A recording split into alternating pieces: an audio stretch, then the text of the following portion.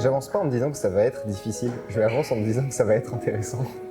Moi j'aime beaucoup la technologie puisque c'est comme si on partait de rien et qu'on arrivait à atteindre quelque chose de précis, du genre faire un jeu.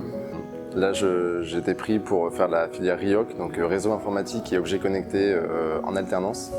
Et donc plus tard, je pense que je vais me diriger vers les objets connectés du coup. Moi j'ai un bac général, j'ai fait mathématiques et NSI, donc numérique sciences informatiques en première et terminale. Et quand on débarque du coup à l'école et qu'on met devant un ordinateur pour faire du code, on n'est pas perdu, on a déjà une certaine logique de programmation. Personnellement, j'étais en STI 2D option SIN, donc parce que je voulais vraiment être dans la pratique et on va dire que ça a pas mal aidé pour tout ce qui est programmation, etc. Sim, c'est pour apprendre à écrire un jeu vidéo. C'était par équipe où chacun avait un projet avec un jeu différent, parfois même des langages différents, certains étaient en PHP, certains étaient en JavaScript. On est parti sur un jeu de Pong, donc c'est les deux barres avec qui se renvoient une balle.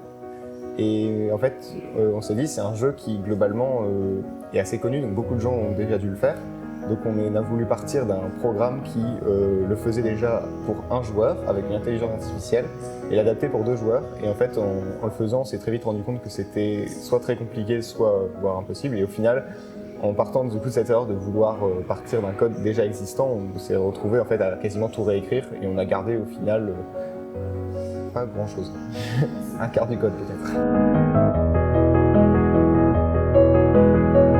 Dans ce parcours, ce qui est bien, c'est qu'on a appris par nous-mêmes, c'est-à-dire que moi, j'avais jamais fait de JavaScript avant, on s'est lancé là-dedans et on a appris avec quelques notions que les professeurs pouvaient nous donner, par aussi nos erreurs en essayant de recopier du code à droite à gauche sur Internet.